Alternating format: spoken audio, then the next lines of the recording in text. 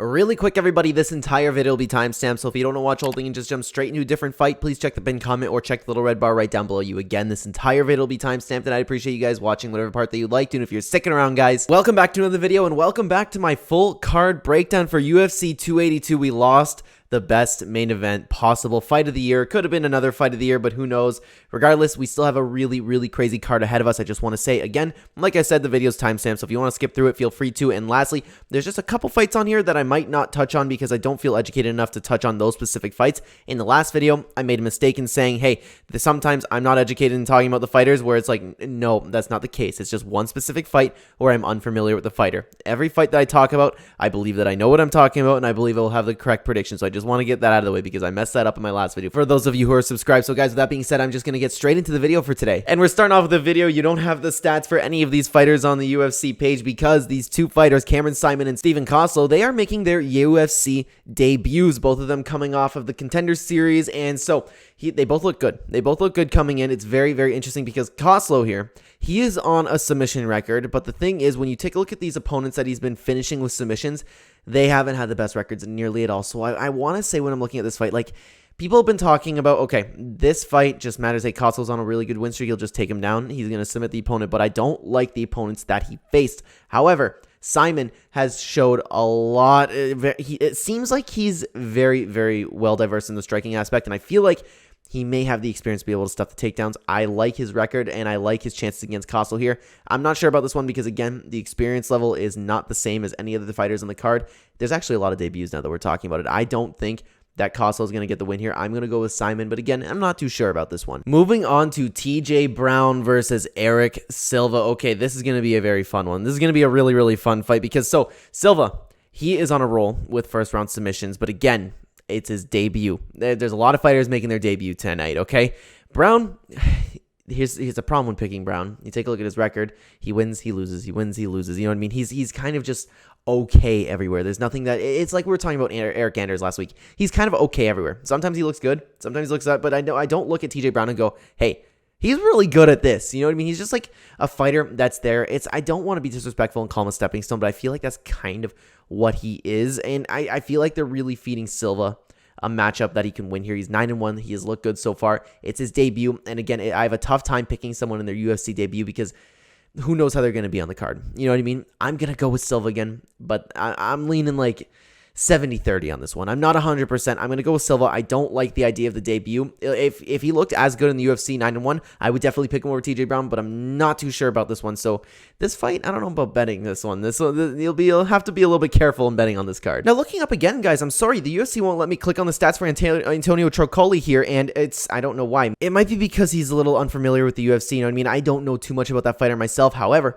Ovince Preux, I think he's done, and this is something that I was going to talk about with Antonio.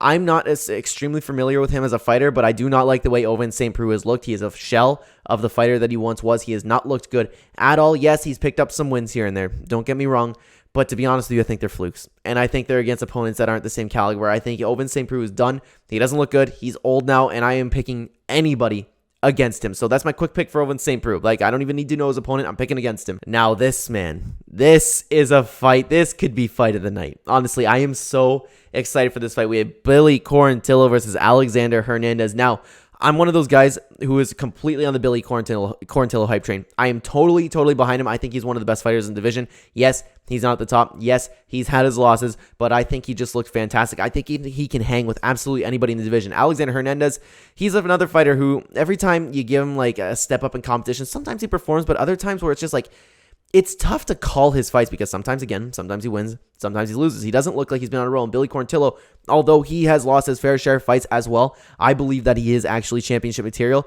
I think he'll be better everywhere against Alexander Hernandez. He might get caught here and there, but the guy has a chin, made of granite, looks great. He has great cardio. He's good everywhere. I'm picking Billy Quarantillo. I am very sure about this fight, and I don't know the odds right now. The odds right now below me are minus 165 for Billy Quarantillo right now. I think he should be like minus 500. I'm totally confident in this fight. I think he's going to get it done against Alexander Hernandez. Moving on to another fun fight. This card's so good. Chris Curtis is Joaquin Buckley. Now, Chris Curtis, he was on a tear until his last fight against Jack Hermansson. But then again, Jack Hermansson, it didn't necessarily age well. But Jack Hermansson all of a sudden just started looking good in the striking department. And plus, Chris Curtis, if I'm not mistaken, he did take that fight on short notice. Regardless, Curtis, a lot of people picked against him, and he kept winning his fights, and now he finally lost. Joaquin Buckley, not necessarily more of the same, but he was on a huge hype train. Then it got derailed, and people are off the train now because he had that awesome knockout. He was coming in. He still, don't get me wrong, he still looks great. This fight is very close in my opinion. Curtis, he's been having better performances in my opinion. Yes, every now and then Joaquin Buckley will just be like, oh my god, look at that, look what just happened. He's absolutely amazing. I can't wait to see him next fight. But Curtis, I think he's been a little bit more consistent. He's looked good. He's always composed, and he did look good. He got frustrated against Jack Hermansson, but at the same time, he looked okay in the fight. He was there the whole time, and he needs to get a handle on him being frustrated in the ring. So as long as he doesn't do that, I think he'll win a comfortable decision here. I think it's going to be a stand-up fight. I think it's going to be a fun fight. Who knows how the fans are going to like it, because it's going to be following Billy Quarantillo, and that guy is one of the most exciting fighters I've ever seen in my life. So I'm going to go with Curtis here. I think he'll win a comfortable decision. I don't like Buckley's chances. I think even if he lands huge like he likes to do, I think Curtis will be able to eat it, and it's going to be very interesting to see what happens. So that's my pick. I'm going to Curtis on this one. Now for this one, you guys are going to have to forgive me here because I always mispronounce Lungiambula's name, and again, I understand it's a little bit unprofessional if you're picking fights on YouTube. I apologize. I will get that name down pat versus Edmen Shahbazyan. At least I get that one right now. Problem is, both these guys have looked fantastic when they came about, right? They had a huge hype train behind them, and both of them got derailed, and now people aren't talking about them at all. I think Edmen had a bigger fall from grace, to be honest with you, because everybody was talking about he's a wonderful young fighter who was on his way to the top, absolutely steamrolling everybody, and then he fought a couple wrestlers, and then fought more wrestlers, and fought another wrestler. He has a ground game that's been exposed. He doesn't like to take too much damage. And I don't want to say that the dude quits. It's just like there could be, I've seen in fights it just comes to a point with Edmen Shahbazyan where it's like, okay, yeah, there's no chance that he ends up winning this fight. He's just kind of there to ride a decision. He's just kind of like accepting his loss. And again, I don't want to necessarily call him a quitter. However, I think this is a winnable fight for him because his opponent has had problems with gas tanks in the past. And I feel like Shahbazyan, and he's not fighting a dominant wrestler and a step up in competition like he has. If Edmen's confidence level is okay, and that's the biggest thing for me, where is his confidence level at? This is a must win for Edmen Shahbazyan. If his confidence level is there, if he's training right, if he's in perfectly good headspace, I feel like he'll be able to outskill his opponent, get over the gas tank problems, and I feel like he might be able to win a decision here, especially in a 3-round fight, which I really like. He'll have to survive the first little bit. I think he'll be okay, but Shahbazyan, I worry about his headspace, to be honest with you. So that's my pick. I'm going Shahbazyan, but I'm not 100% on that. Now, this next fight is another really exciting one. We have Raul Rosas Jr., okay, and this is the 18-year-old that the UFC signed. 17-year-old at the time, looked amazing in the Contender Series versus Perrin. Okay, and this opponent, I think they gave him the right opponent, to be honest with you. Okay, so Rosas, he's looked good. Problem is, this is his debut in the UFC. This is his first time in the UFC, okay? And who knows how he's going to be in the spotlight, especially since he just turned 18 years old. He has very little experience. Perrin does have experience. However, he's 10-6. Take a look at him. Speaks for itself. He doesn't win a ton of fights. You know what I mean? I feel like the UFC, this kid, I shouldn't really call him a kid. He's 18 years old, but you get the point. He's a little bit of a younger guy. I think they see him as marketable because, again, looked great in the Contender Series, had a lot of hype behind him. I think they're giving him an opponent that he can win against. I like his skill set. He looked amazing in the Contender Series. I think he'll beat Perrin, but again, I worry about his headspace, and I always worry about a fighter when they're making their debut. I feel like that's the theme of the card because so many people are making their debuts tonight, right? So I'm going to go with Rosas. I like this one. If I were allowed to bet Ontario, which I'm not allowed to bet on again anymore, I would actually throw a little bit of money on him. I really would. Next up, Rozenstruik versus Daukaus. Now, this one's a little bit more unpredictable because these fighters, they're kind of like in the same boat in their career. Look at the records. They're 12-4, 12-5. They're very similar. It's a very interesting fight because both of them, they're good heavyweights, but just good. They're nothing special. They're nowhere near the top. You know what I mean? Daukaus especially hasn't looked good as of lately. I feel like once he gets that step up in competition, he just falls short. And kind of the same for Rozenstruik, but Rozenstruik, you can just kind of like throw him in there and he might win because it's heavyweights. And that division, honestly, one shot could always change anything. But this fight, very similar, which is, it makes for a really fun fight. It's heavyweights. I feel like we're going to see a knockout, but I don't like Daukaus' chin. Although it's heavyweight, again, anybody can win. I'm going to go with Rozenstruik here. I think he's going to win by knockout, and I think he's going to be fairly quick. I'm going to go with like 70-30 on this one. I like Rozenstruik's chances in this one. Now, moving on, guys. This is my fight of the night. Bryce Mitchell versus Ilia Topuria. Man, somebody's O has got to go. And I just got weirded out because Bryce Mitchell says that he has one loss here, but he doesn't have a loss. They're both undefeated, and this is why they're marketing the card. It's a mistake on the UFC's end. So, somebody's O, like I said, has to go Mitchell Topuria. They've both looked absolutely unstoppable. Topuria, he looks so much more vicious than Mitchell. Mitchell shows awesome, amazing ground control and submissions. This one's so exciting, guys.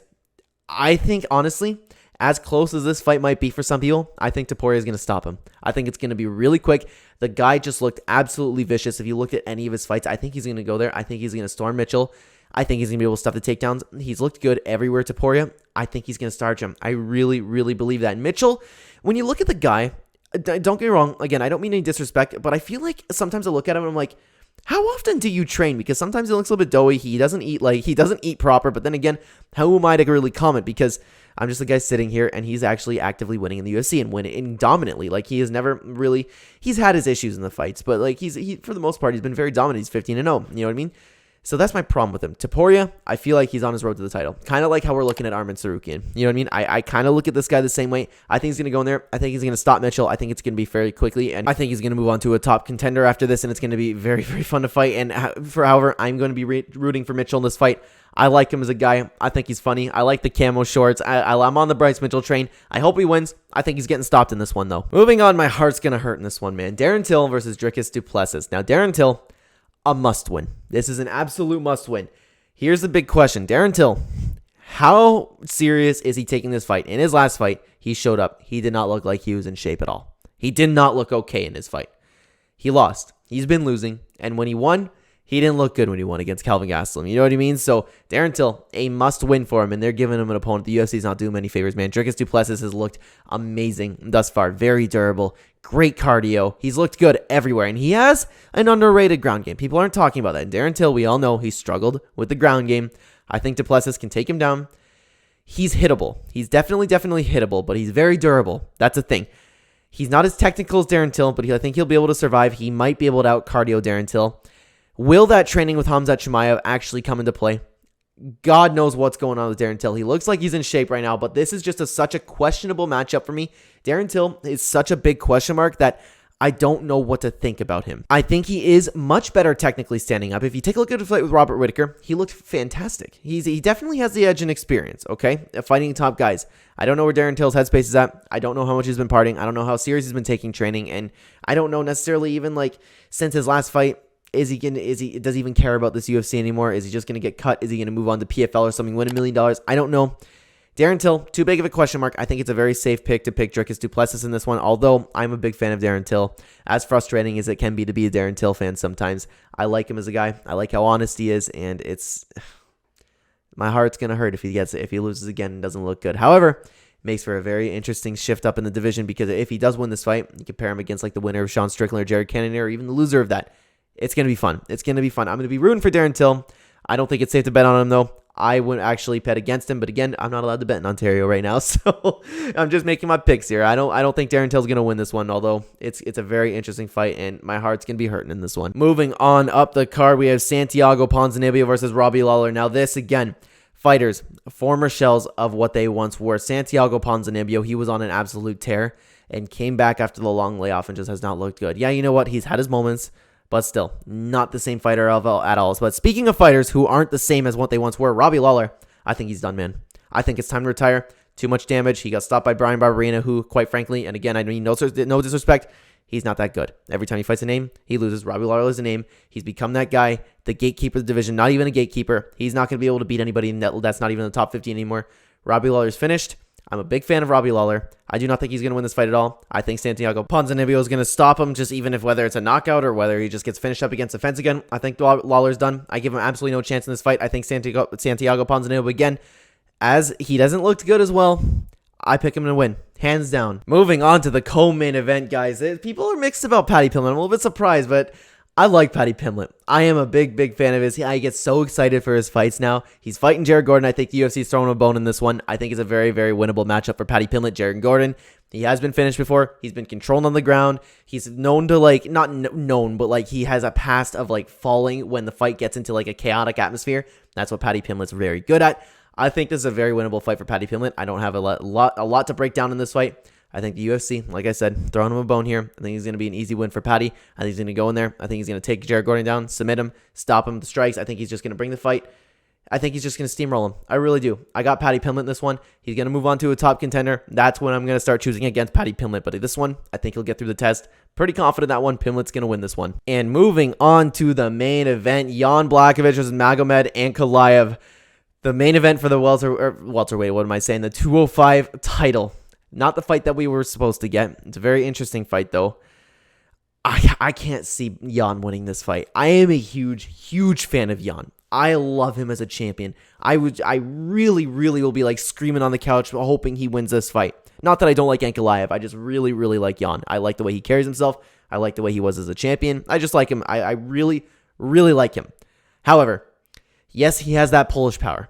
I think that's all he has. I think Ankalaev will be able to piece him up on the feet. Jan has had a history of being able to be taken down. He has a history of being controlled on the ground, not being able to get up. This is a 5-round fight. Jan is getting much older now.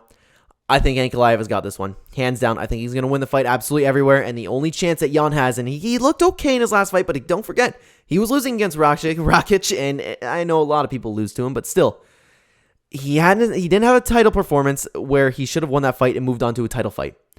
He got a fluke win. He got a win off of an injury. I don't like that. Ankalaev, he has shown where he looks like he's been unstoppable right now. And the only guy, I would pick him against Glover.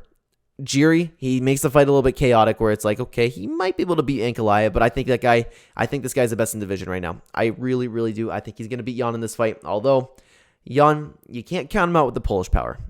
I'm picking Ankalaev in this one.